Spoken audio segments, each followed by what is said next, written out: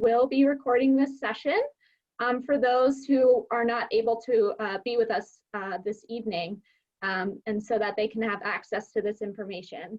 One other note is that we will also use the Q&A feature.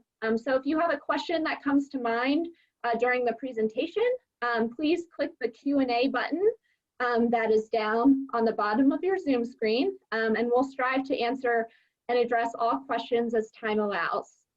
So with that housekeeping covered, I'd like to introduce Dr. Kimberly Flint-Hamilton, St. Lawrence University's Associate Dean for Diversity and Inclusion, who will be leading us in our learning today.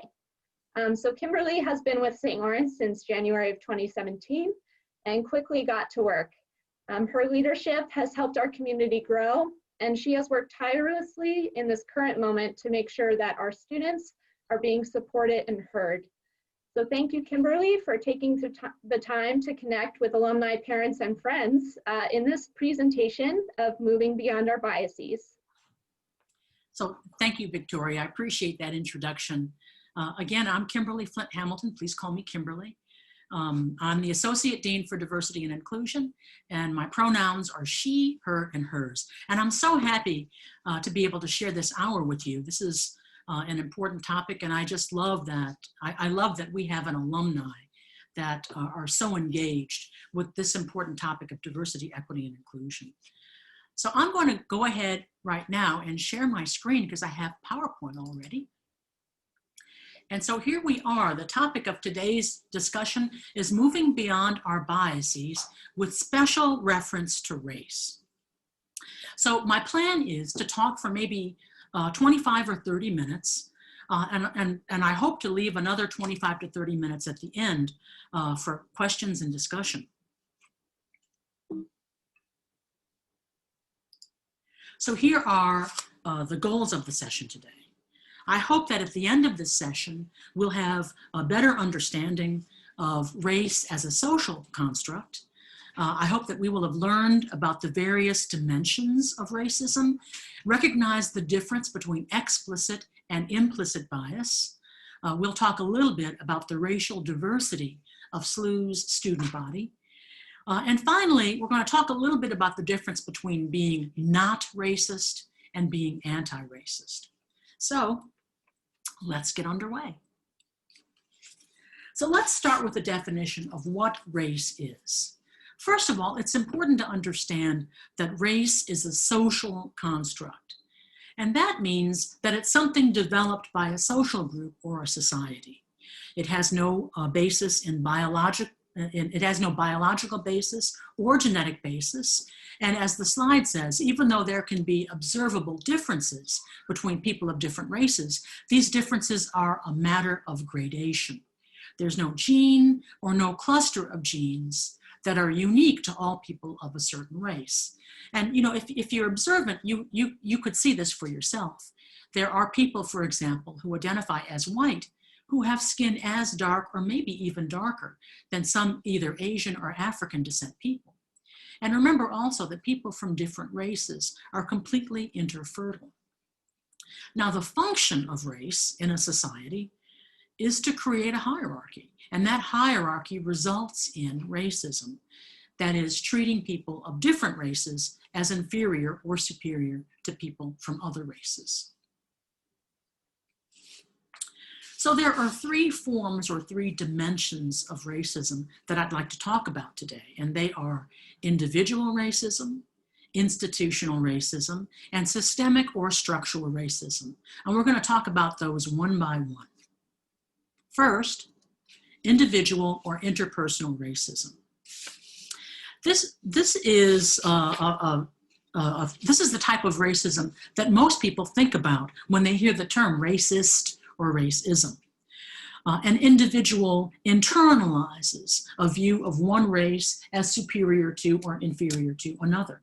And their beliefs, their words, their actions all align with that belief. They may be distrusting of people from different races. They may use derogatory racial terms.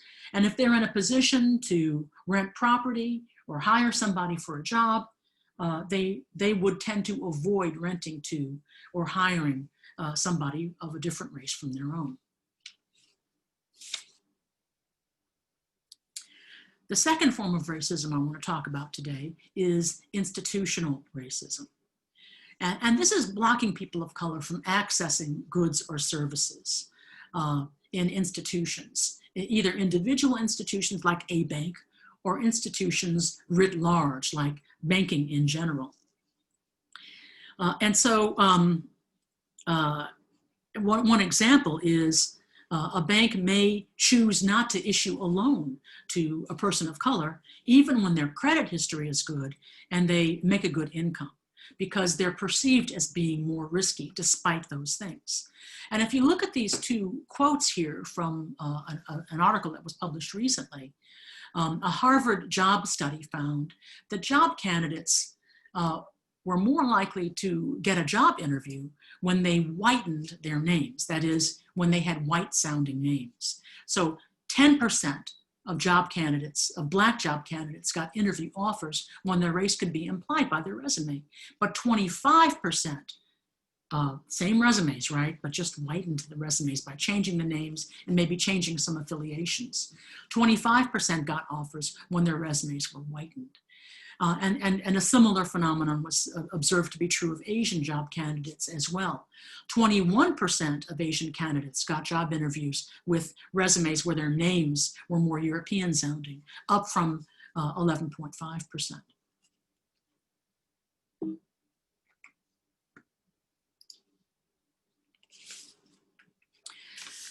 The third form of racism I want to talk about is structural or systemic racism. And most scholars use those terms pretty much synonymously, although the term systemic racism is probably used more frequently today.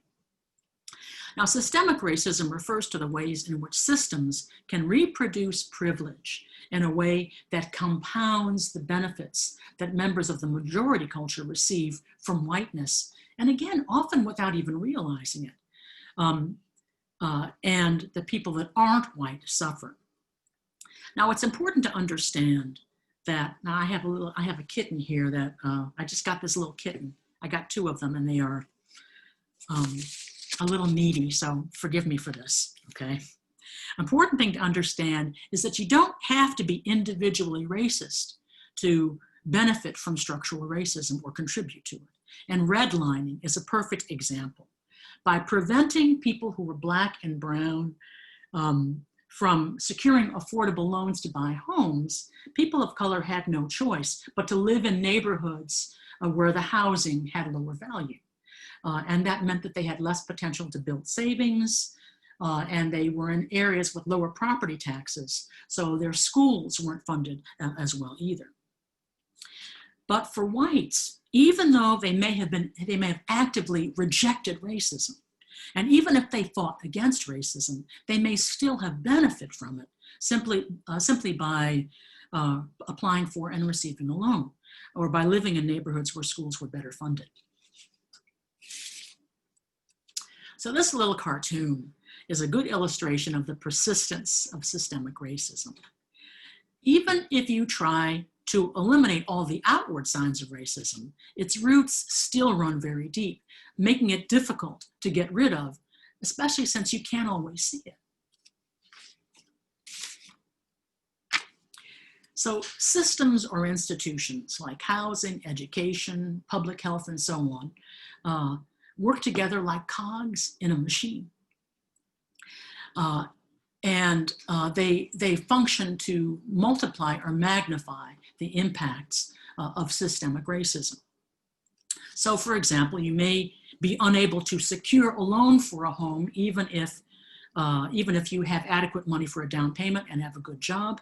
In other words, even though you could afford it, and the schools in your neighborhood that you do live in have less funding. So they don't have as much extracurricular activities or mentoring programs. Your neighborhood may be more heavily policed.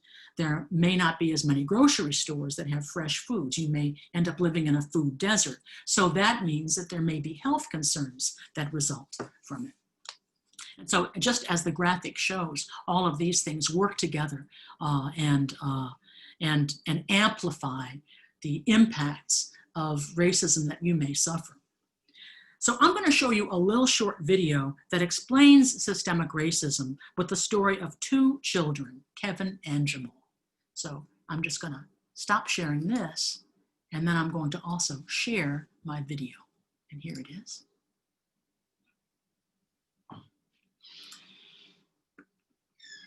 If you can't hear it, please let me know.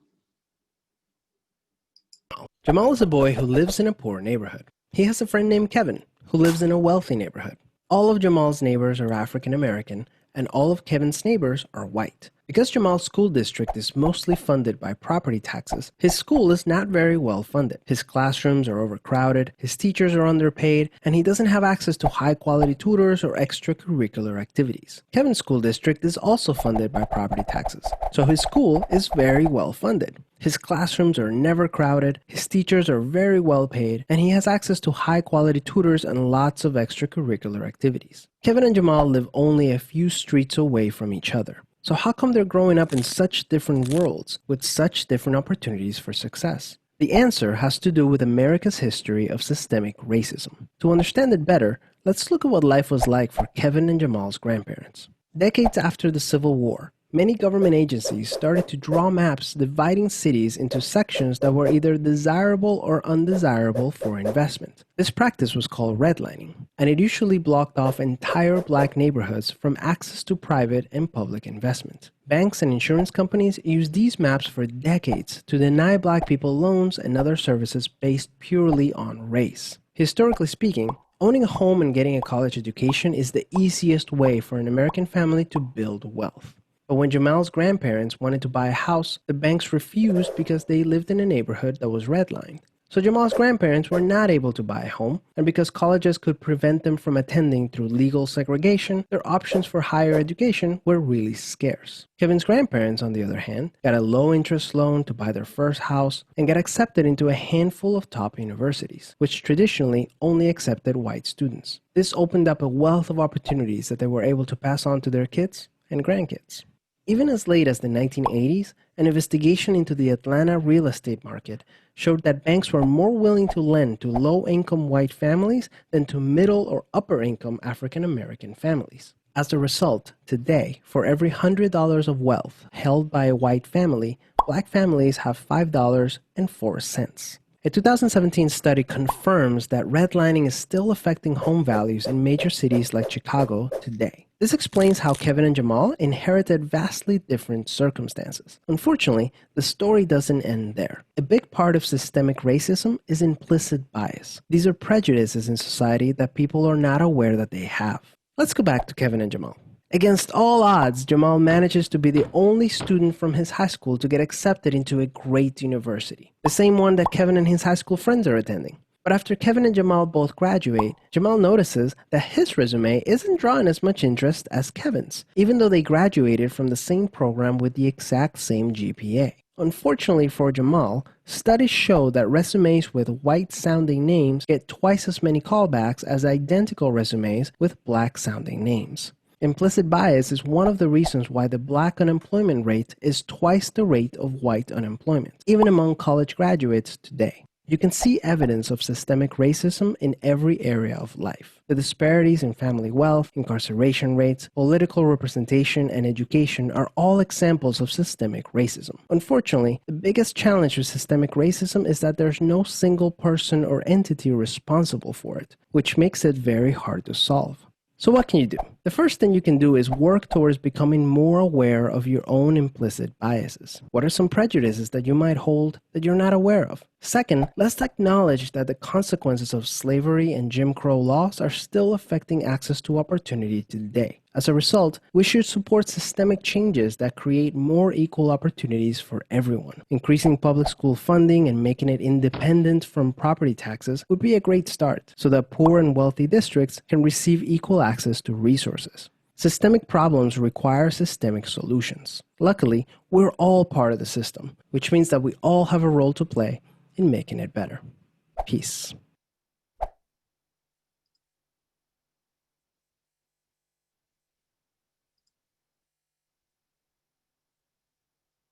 Okay.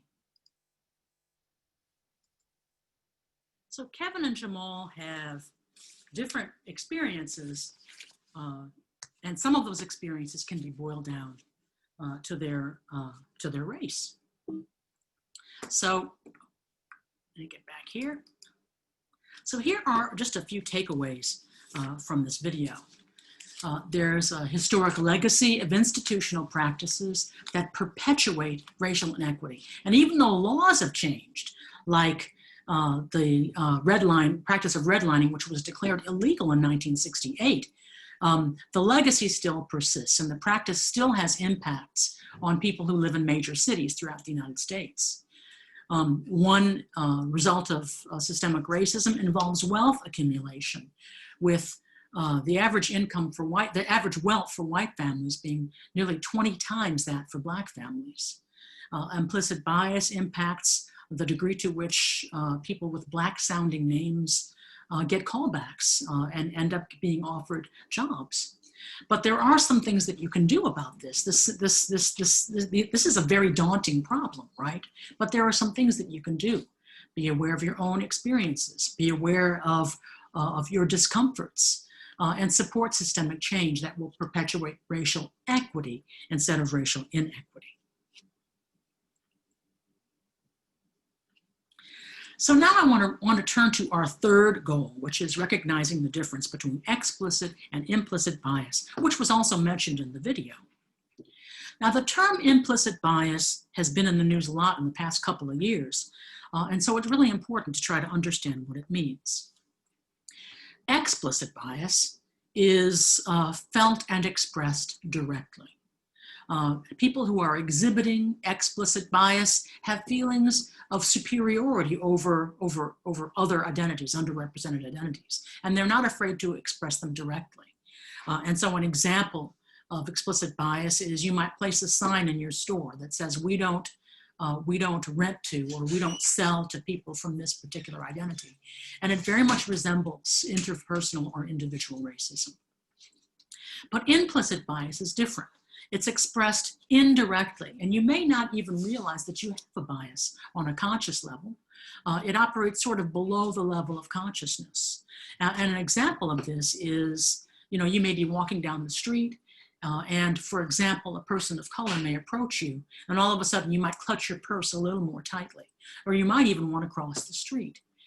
And you might not be aware that you're doing it, right? You might not even realize that you're doing this. But even if you do, you may not realize why you're doing it.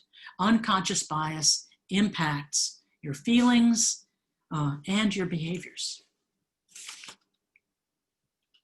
About 20 years or so ago, Harvard University scholars developed a way to test for unconscious bias, and they call their test the implicit association test. And there are a lot of different types of implicit bias that the test measures for, including gender bias, sexual orientation bias, gender in science, and so on. And of course, one of the tests is for race. And the IAT, or the implicit association test, is really interesting when it shows that you have an implicit attitude that maybe you weren't aware of. For example, this is a really good example here. You may believe that men and women should be equally associated with science, but your automatic associations could show that you, like many others, and I'm going to say including women scientists, that you associate men more with science than you associate women with science. So the test works like this. Your computer screen shows two images, one with features associated with whiteness and another with features associated with blackness for the test on race. And the test taker is asked to associate positive or negative words with these images, and to do so as quickly as possible. And it measures the number of positive and negative associations with each type of image, as well as the time it takes for the test taker to make positive associations. And so the bar graph on the right of this graphic here shows that it takes most people a little tiny bit longer to associate positive words with black faces. So by 2015, more than 5 million people had taken the implicit association test. And this slide shows some of the results. It shows that 65% of all test takers, and so if you add the numbers in the top 3 bars in pink, 24, 27, and 17%, you get 65%. So 65% of all test takers demonstrated strong, moderate, or slight preference for whites, while 14%, and those are the numbers at the bottom, 7, 5, and 2, 14% of test takers showed preference for whites, for blacks. Now, an interesting fact is this: when you sort the test takers by race, by their own race, what you find is 70% of white Americans who took the test demonstrated preference for whites. But 50%, 50% of Black Americans also demonstrated preference for whiteness. So implicit bias isn't limited to negative feelings about the other. It also measures internalized racial disdain for one's own group. It's been suggested that implicit bias may be responsible, at least some of the time, when law enforcement officers shoot blacks who are unarmed. And maybe this is an example. This is a story about a shooting that happened in Florida in the summer of 2016. A Florida police officer shot an unarmed therapist by the name of Charles Kinney. And you see he's the individual in the yellow shirt lying down with his arms upraised. And he was trying to protect a young autistic man in his care. And that's the young man to the right who's playing with a toy truck. So you can see from the picture that Kinney is lying on the ground with his arms raised up, and he's calling to the police officer saying that he's a therapist, that he was trying to get the young man to go back into the facility. He was afraid that the officer might shoot the young man in his care. But the officer shot the therapist. Now, it wasn't a fatal wound. Kinney survived, which is great. But I'm going to read this quote from the article. Kinney said, "I'm like, I still got my hands in the air. And I said, no, I just got shot. Sir, I asked, why did you shoot me? And the officer's words to me were, he said, I don't know." Ever since this happened, I've wondered if there were a chance that an unconscious fear of blacks is what had triggered the impulse to shoot.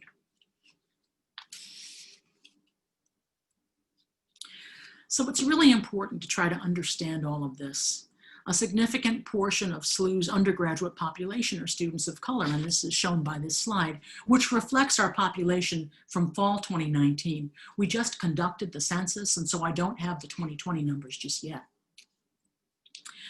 But what this slide shows is that close to 13% of our student body identifies as a domestic student of color, and an additional 9.5% identify as international students. And we fully expect that number to grow over the years. It's important that as an institution, any policies, practices, or systems that unintentionally perpetuate racism be identified, analyzed, and changed to create a more equitable and inclusive environment for all of us. So our last goal is to understand the difference between not being racist and being anti-racist. And as I was thinking about this, I was reminded of one of the many incidents that happened over the summer. And this incident happened in Central Park. Christian Cooper, pictured in the right photograph here, is an avid bird watcher. And he was in Central Park when Amy Cooper, to the left rather, and her unleashed dog came by. Now Christian, and they're not related to each other, Christian politely asked Amy to put her dog on a leash because in this part of Central Park, you were supposed to unleash your dog. But instead of apologizing and complying, she took out her cell phone and called the police, alleging that a black man was threatening hers and her dog's life, which was clearly not the case because Christian had recorded the whole incident. Now, the next day, Amy Cooper issued a public apology saying, "I'm not a racist," she says. Now, even if that statement were true, if you really care about racism in society, it's not enough to simply not be racist. Psychologist Beverly Tatum uses an interesting metaphor about anti-racist practices. In her book, Why Are All the Black Kids Sitting Together in the Cafeteria? And I broke that down there on page 91 of the book, right? She says, I sometimes visualize the ongoing cycle of racism as a moving walkway at the airport. Active racist behavior is equivalent to walking fast on the conveyor belt. Now, some of the bystanders stand on the walkway, but even though they aren't being actively racist, they're still being moved along in the same direction. Some even choose to turn around and walk the other way. But unless they're walking at a faster speed than the conveyor belt is going, they will find themselves being carried along with the others. So anti-racist behavior requires that we, try to be reflective and try to recognize the challenges that are in front of us, even when they're really hard to see, and challenge racism when you do see it. So here is just a list of some actions that one can take if you care about creating a society where justice and equity are the lives in which we're living. So first, consider taking the implicit association test and think about your results. And you might want to, and if you do this, you might want to take it several times over the next several months. You will find probably that your score changes depending on how aware you are in the moment and what's going on in your life. It's easy to find the implicit association test. All you really have to do is Google implicit association test or even IAT, and it'll come right up. Talk with others respectfully about the problem of race and racism, and not just white friends and colleagues, but also friends and colleagues and coworkers who are people of color. And I'm going to say, don't get discouraged, right? It's hard to do this. It's uncomfortable talking about the issue of race and racism. And those of you who might have attended the last webinar will remember, this is an area that we know is a challenge for us on campus, and it's a challenge across the nation. But I tell students this, and I'll share this with you. Lean into that discomfort. Over time, you'll get more comfortable with it. And the more you talk about it, the better you'll understand it. And the better you understand it, the better chance you have of creating that just society that I think we all desire. Continue to educate yourself on these matters by participating in workshops, attend webinars, workshops, do some reading, and just understand some of these issues. And then use your privilege, interrogate the practices of whatever committees or groups that you belong to or serve on, and even in your everyday life. And come up with ways to interrupt practices or traditions that seem to be inadvertently perpetuating racism. And this includes search committees, awards committees, or any groups where you have a chance to make a difference. And then ask questions. If you happen to notice any policies or practices or traditions that privilege certain groups over others, right? Ask the question and engage in a dialogue. If you try to do these things and you do it thoughtfully and respectfully, you can make a really big difference in society. So these last couple of slides are just resources. I always try to provide some resources. Here are some things that I've used in my work that I found to be really, really useful, including Beverly Tatum's book that you see listed toward the bottom. And more. These are some websites that you can access. I don't think I have any videos on. Oh, I have some videos here too. Some short videos that might be useful to you. So that's all I have. I think I have left 29 minutes for questions, so I'm very happy about that.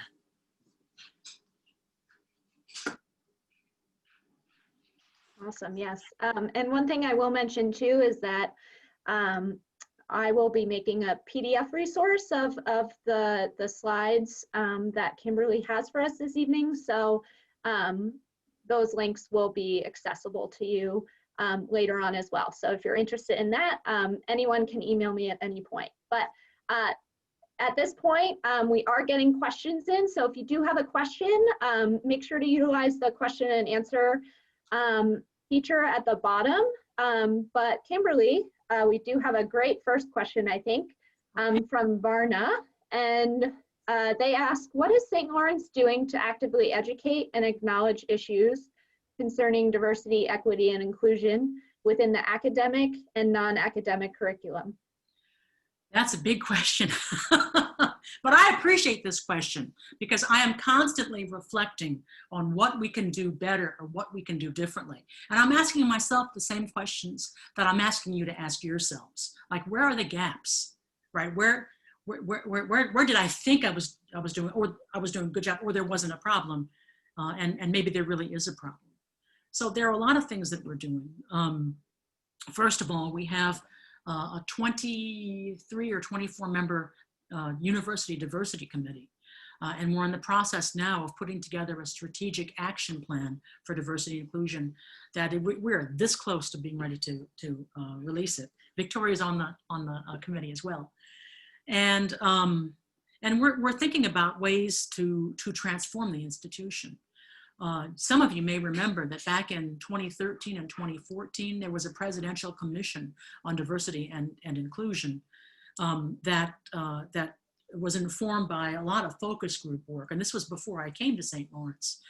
And that commission came up with 69 recommendations of actions that could be taken. And so when I first came, and I continue to do this now, I refer back to those recommendations. And some of those recommendations have seen action. Some of them are complete. We've done it already. Some of them need more action.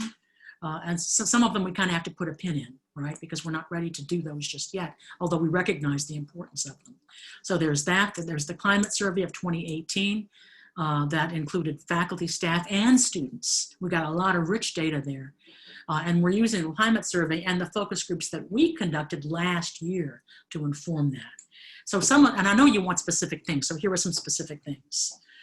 We do new student orientation at the beginning of the academic year. For the past 4 years, we've had a diversity and inclusion component to new student orientation. And just this past year, we contracted with a consultant to provide online mandatory diversity and inclusion training prior to students' arrival on campus in the same kind of format that we provide Title IX training for students. So they all came to campus with a ground level understanding of some of the important issues and the importance of diversity, equity, and inclusion. We are in the process now. I just had a conversation earlier this week with the University Assessment Committee about assessing some of the work that we do on diversity and inclusion in terms of what happens in the classroom. And we are positioned, I believe, to begin a thorough assessment of the Diversity 13 requirement. So we're planning. So we think we're going to be ready to start that in the spring, but if not the spring, definitely the fall. We are in the process of developing diversity and inclusion training for faculty right now. I already visit academic departments and talk with faculty about issues that come up, but to have something that's a little bit more structured, we're working on that now. Gee whiz, I guess I could go on and on and on, but that's just a sampling of some of the things that we're doing. We're having more. We just had a community forum earlier this week with the whole community on any issue related to diversity and inclusion that's on people's minds, and we'll continue to do more of that. So we're doing a lot of things, and I think it's having an impact. But we'll know more about that when we do another climate survey in a couple of years. We'll be able to measure some of the areas where we really had challenges before. We'll be able to see if the interventions that we came up with had an impact to reduce the gap. I hope that answered your question. Awesome, yes. So a next question comes from Pat. And she asks, I recently looked at the tolerance website for the IAT test and was somewhat overwhelmed by the choice of where to start. So the question is, where do I start? Oh my. Well, since I'm thinking about race right now, I would say start with race. There's no bad place to start though. If you're really interested in gender in science, or if you're really interested in sexual orientation or any of the other issues, those are not bad places to start. But I mean, and so my personal point of view is that there are so many issues right now, really highly charged issues regarding race right now, that an understanding of race and a sense of what implicit biases you may have, okay, that you may not be aware of, right? So the challenge of implicit bias is that for the most part, we're not consciously aware of these things. And so figuring out where those biases might lie can take you a long way toward opening up your eyes. And it's hard. I've taken the implicit association test probably 10 times, and I always go to race, but I've taken other ones as well. And I take it one time and I'm completely neutral, which is of course where we want to be, right? But I've taken it at times when I've had certain stressors in my life, and it shows that I have a slight preference for folks of African descent, or a slight preference for folks of European descent, right? And so when I get those results, of course I don't like them, but I think, what's going on in my life, that has made me test this way. And sometimes it's obvious, I had a challenge going on in my life. And I think it's important to be as reflective as you can. And to go ahead and the good news about the implicit association test is that if you take a little more, I shouldn't tell you this, but I'm going to tell you this anyway. If you take a little more time to take the test, it's easier to kind of quote unquote cheat the results. Now, I don't want you to cheat, okay, if you're going to take the test. But what that means is when we make decisions quickly, without being thoughtful, without thinking through things, we just make a snap decision, That's when our opportunity for manifesting implicit bias is most likely. But if you're more thoughtful and you think things through and you think, what does this really mean? Or what am I really saying with this, right? If you think it through, you can reduce your implicit associations. They become less implicit, right? And that's a really important takeaway. You can change. Sorry to take so long to answer your question, but it's not as easy as it sounds. Awesome. So our next question is a great one, and it says, I sit on a nonprofit that awards scholarships to high school students. I think we look at the applications in a relatively blinded way, but when the results come out, I notice a lack of women included. How can I be more inclusive if I am blinded to that information? That's a really good question. I think one of the first things that I would recommend is that you really take a good hard look, with members of your committee, but maybe bring some other folks in and take a look at the criteria that you're using and the scoring rubric that you use. Okay, so I please keep in mind, I'm not suggesting that you say, I'm going to specifically select for women, or I'm going to specifically select for people of color. If the scholarship isn't designed for that, okay, then you don't want to sway it in that direction. However, you do want to make sure that you're giving everybody a fair shot. So is there something about the way the questions are posed that might unconsciously give preference to people who grow up in a masculinized world, for example, right? Is there something about the way that you advertise the scholarship that that sort of lands on the desks of more male than more female, or more non-binary individuals, right? So think about, start with, what is this supposed to be? Like, what are you really trying to do? Then look at the application process and see if there are any ways where unintentionally you might be implicitly urging people from different, from masculine gender to apply, as opposed to feminine or non-binary. And then think about your rubric, think about your scoring rubric and how you score those. When I've worked with search committees at St. Lawrence, and I give them some of the same advice, we have seen a significant difference in the diversity of candidate pools just by asking those kinds of questions.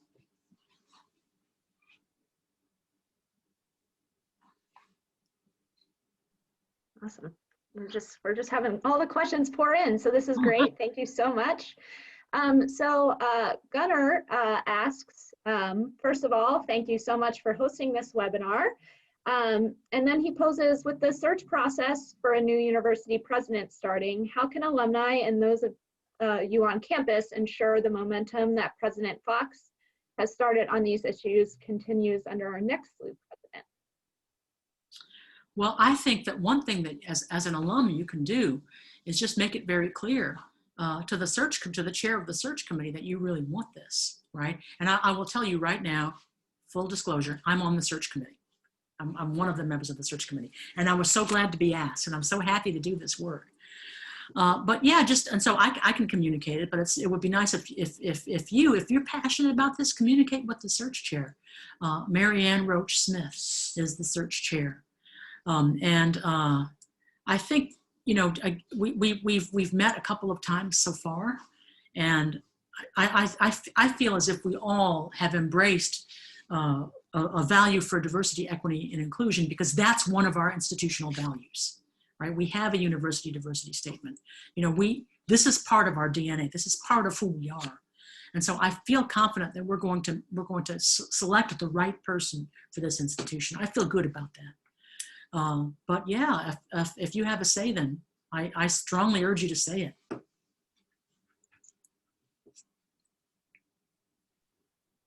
Great. And I think another really good question from Vivian today. So she says, as a St. Lawrence alum, how can I help the current students of color, freshman year through senior year, in the role of a mentor?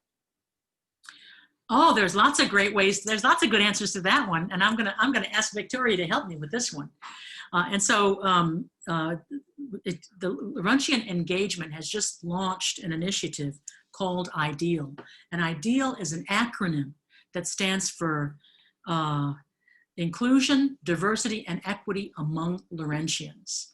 And so what this group is a group of alums who identify as alums of color, right? Or alums who identify as LGBTQIA, right? Or international alums. So those are the three sort of affinity groups up under the umbrella. And I don't know if I'm using the right terminology or not. So I'll ask Victoria to correct me if I get it wrong. But yeah, you can join that group, and mentorship is one of the goals of the group is to establish mentorship. I know that one of our amazing trustees, Sherry Freeman, is working with Black alums right now to come up with some strategy for mentoring students in general, but particularly students of color. And Alumni Executive Council, just this past year, just in March, I think it was March, just created a new subcommittee called the Diversity and Inclusion Subcommittee. And Sajana Blank, class of 2006, I forgot the year, but in that range. Okay, so she's the chair of this Alumni Executive Subcommittee. And you know, one of their goals is mentorship. So there are a lot of opportunities to mentor students of color and students in general. And our students they crave it and they need it. So if you're interested, I really hope that you will follow through on some of this. And I think Victoria could probably provide you with some resources too. So thank you for asking that question. Yeah, that was really great. I'll also add on to that, that we do have the platform Laurentian Connection. And within that platform as well, there are free identity groups that you're able to join. And so you can connect with students and other alums. So if you visit connect.stlawu.edu, you'd be able to sign up for that platform. And it's a great resource. Our students are really engaged with that platform as well. So that's, you know, just another avenue But as Kimberly said, we'd be more than happy to connect and, talk about those different opportunities and how you want to connect and, help students.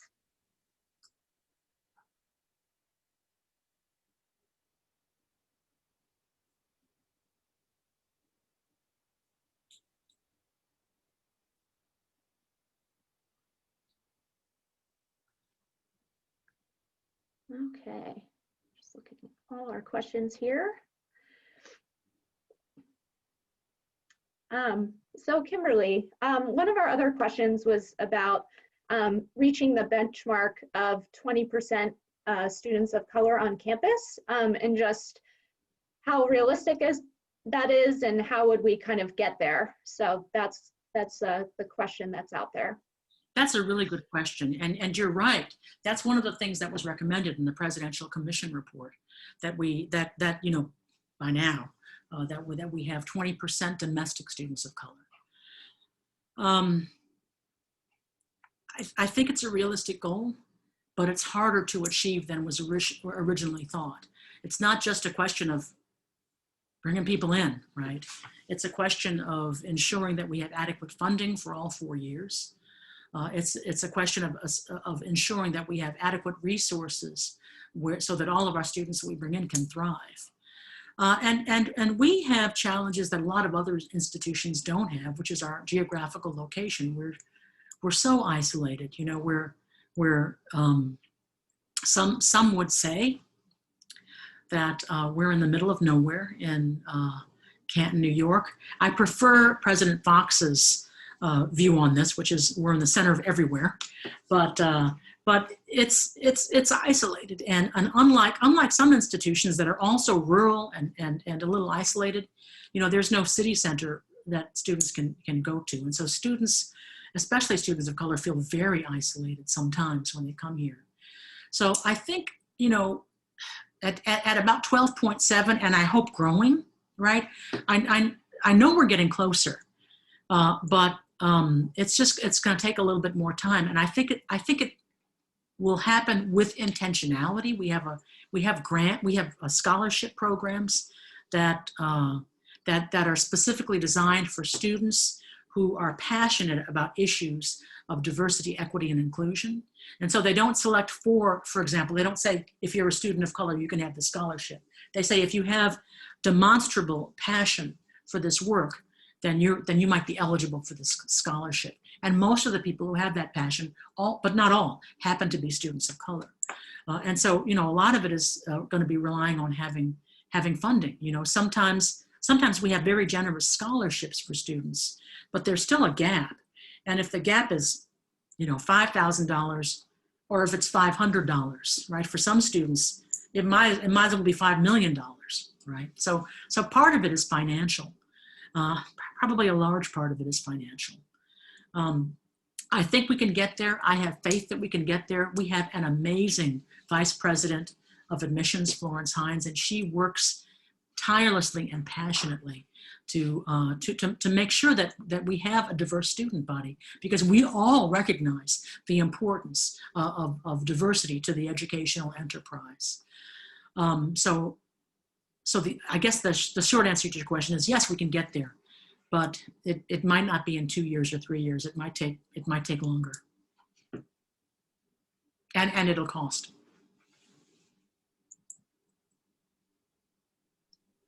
Great, awesome. So our next question is, sometimes I read about this topic, but I find it hard to put anything I learned into actual practice. So what actions can I do every day that would help me be more anti-racist? That is an excellent question. Thank you for that. Talk to people. Talk to people about the issues in this nation and maybe in your life regarding race and racism. I believe that that's our biggest block, our biggest obstacle, is that people are afraid to engage in conversation. We did a survey a while ago. I've talked about the climate survey, and one of the questions that we asked is, what are your views about having a diverse educational environment, and how comfortable are you engaging in discussion about your views of diversity and equity at St. Lawrence with people who were not like you, okay? And the numbers were not very solid. They weren't very strong. And I think that people are just afraid to have conversations about diversity, equity, and inclusion. And so to make that difference, it's important to have these conversations with people who are like you and with people who are not like you. You know, it's a skill set. Learn to develop that skill set. And once you are able to have a dialogue and learn what the challenges that people are facing, once you have that, then you can begin learning what actions need to be taken, and you can change the environment in your area and in the nation at large even, but certainly for St. Lawrence.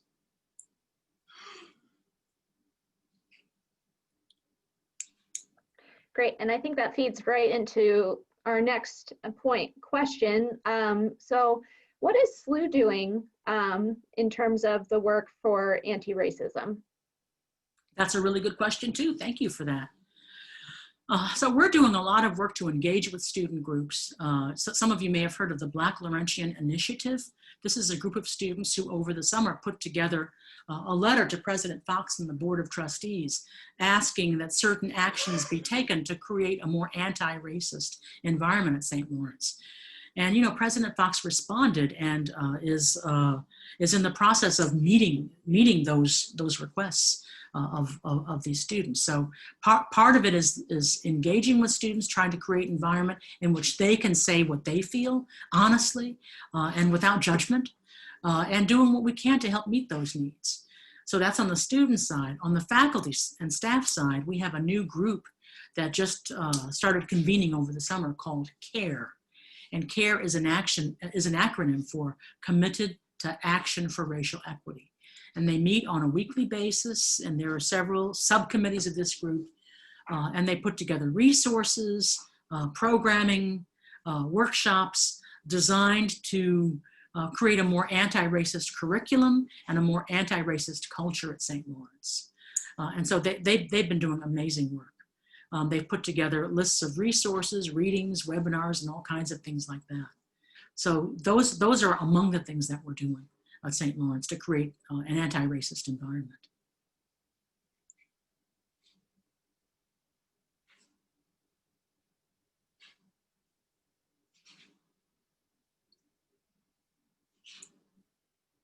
Okay, thank you for elaborating on that, Kimberly. So our next question is, can you speak to some of the student initiatives that help to improve the campus climate and attitudes and promotes the roles of allies? Yes. First, I want to acknowledge the student organizations that have been doing just amazing work. You know, even before there was Associate Dean for Diversity and Inclusion, or before there was a multicultural advisor, back in the late 60s, or certainly by the early 70s, we had students we had students coming together and forming the Black Student Union, the BSU, and having a theme house where students of African descent could collect and could just have a safe space to talk about their experiences and talk about strategies for navigating this isolated environment. And so we have the BSU, the African Student Union, we have La Sociedad, Carefree Black Girls, Men in Color, Native American Student Alliance. So we have you know, more than a dozen student organizations that identify as either multicultural or social justice related organizations. And they work together. Just this past Tuesday, there was an event that the Dub Club hosted in collaboration with the sorority KDS, in which they discussed the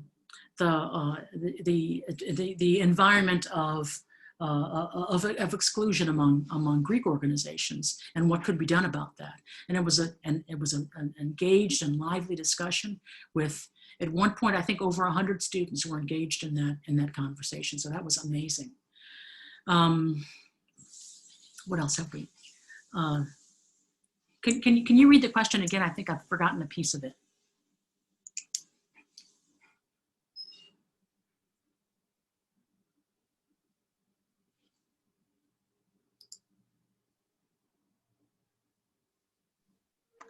Just speaking to the student initiatives that help improve the climate and attitudes and promotes the role of allies. Okay.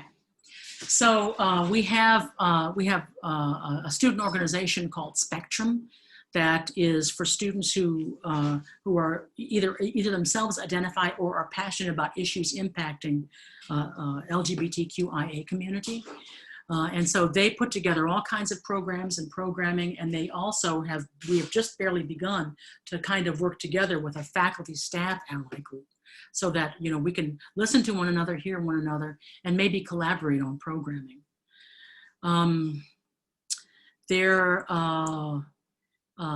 had an intern this past summer who put together did some research to come up with a proposal on creating a student advocacy group that is exactly what you're describing, a group that brings together students to act as advocates, specifically for racial justice, but for social justice in general. And we're not quite complete with our work yet. We hope to be able to launch that probably next spring, but it might not be until the fall. The student my intern is not back on campus this fall because she elected to stay home and do online. But those are just some of the examples of initiatives that students are engaged in. But our students are so engaged and so alive, and they do so many things. And more they're collaborating with groups that are different from them. So just this afternoon, I had a long conversation with the president of the Outing Club. And she is working with her executive board to try to find ways to connect with members of students from multicultural organizations. And so she had a list of about 10 different ideas to engage across that, because it's one thing to say, okay, you're welcome to come to our events and to go on our outings, but you can say that, but until you actually go out and join up with one another and engage together, the message may not be received. So more and more of our organizations are doing that kind of work.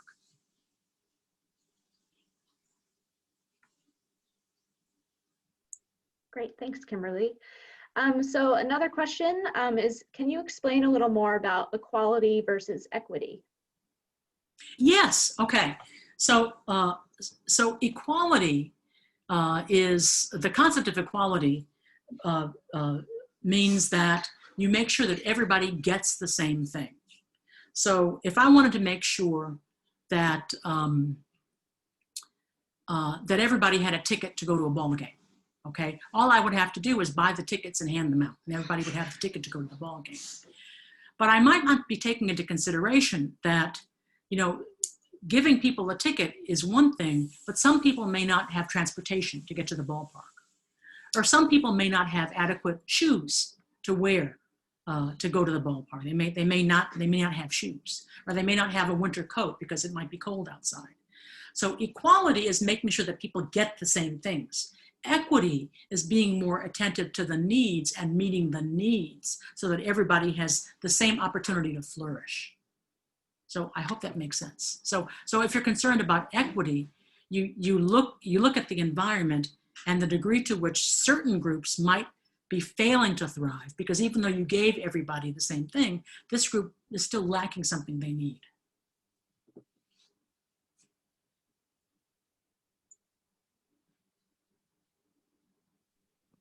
Hi, Kimberly. Hi, Victoria. And hi, everybody. Joe Keniston here, class of 2005 from the alumni office. I want to thank you all for joining us tonight. I do want to take these final moments together to maybe ask a favor here. One of the things we're working hard on is presenting the series of topics, and we want to hear from you. And so if you would take a moment perhaps in the Q&A and let us know what are things that you'd like to learn more about that the university is working on, or things personally that you're looking to learn more about as it pertains to diversity, inclusion, and equity. We want to tailor some of our future topics and meetings to meet the needs of our constituents. So I hope you'll take a moment before you sign off tonight to let us know where we can meet you on the educational side. I know for me, these are very helpful, and I hope for you at home it's helpful to hear about not just generally speaking what's happening in the world and in the country, but also what's happening here locally at St. Lawrence.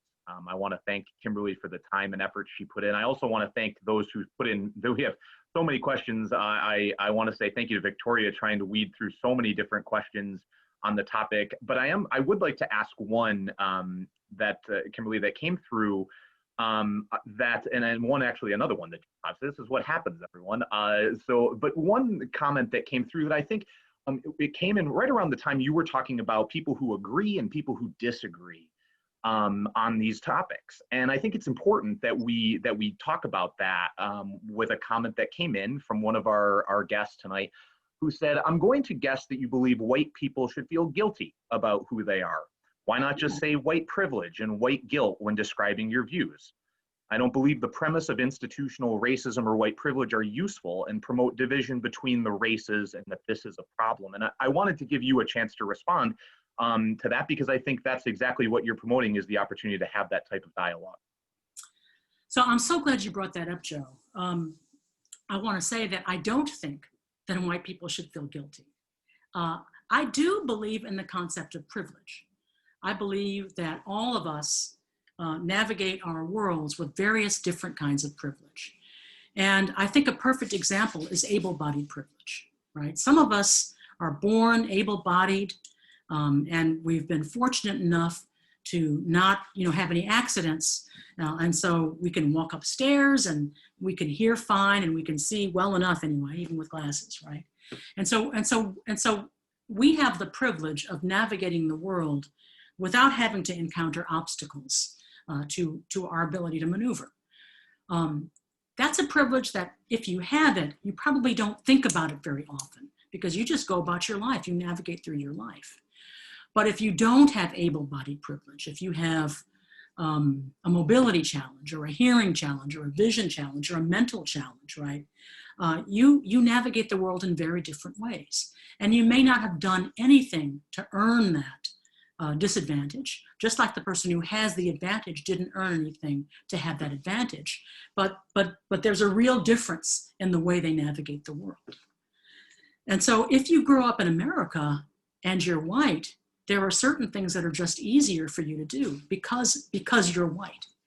And we talked about redlining, right? That's really a classic example. It's a great example.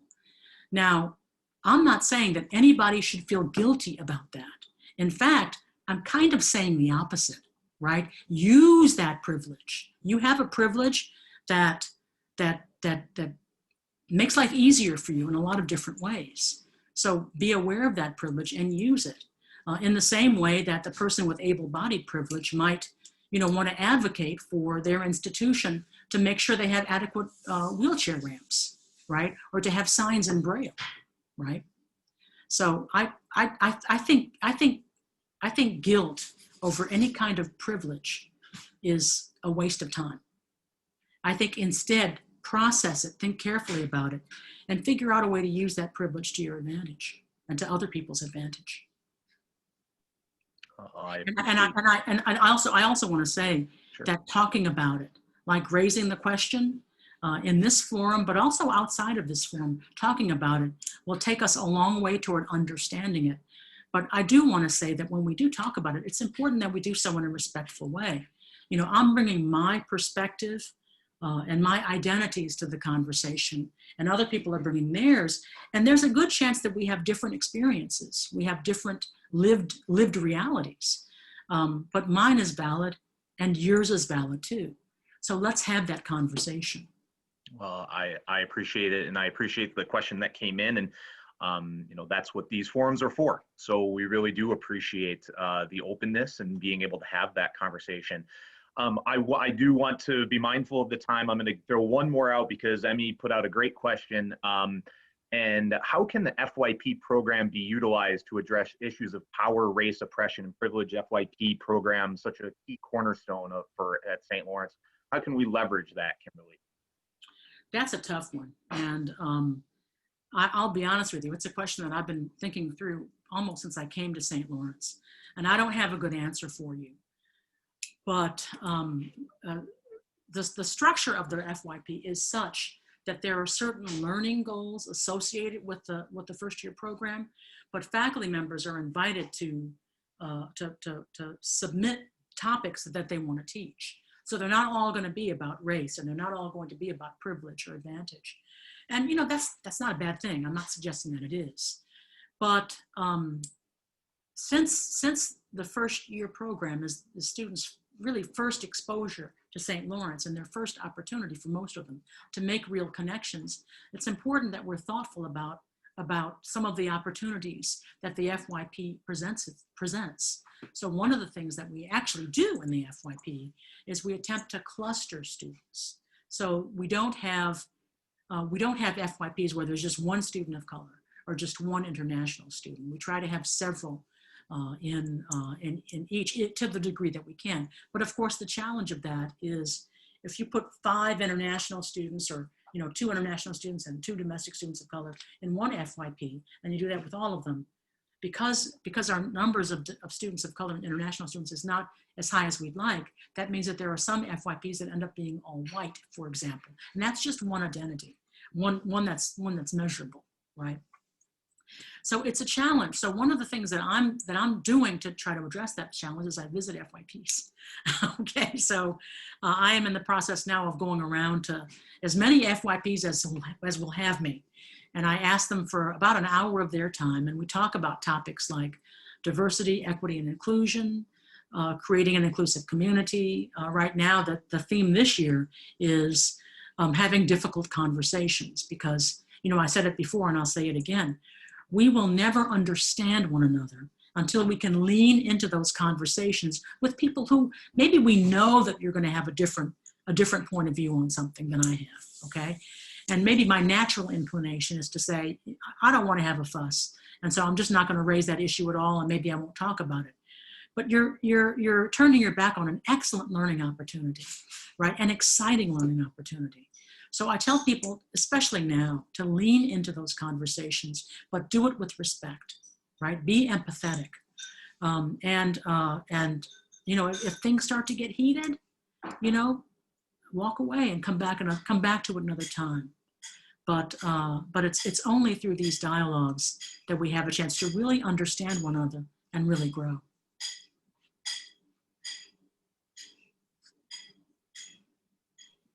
Wonderful. Well, I appreciate that very much, Kimberly. Thank you, and thank you, Victoria. Thank you both for giving up the time this evening. I want you to go grab a bite to eat, will you? And same goes for everyone else. Thank you all for joining tonight in a meaningful conversation around our biases. We'll look forward to continuing our series in the coming weeks and months ahead. And until then, everyone, have a wonderful night. Thank you. Thank you. Thank you.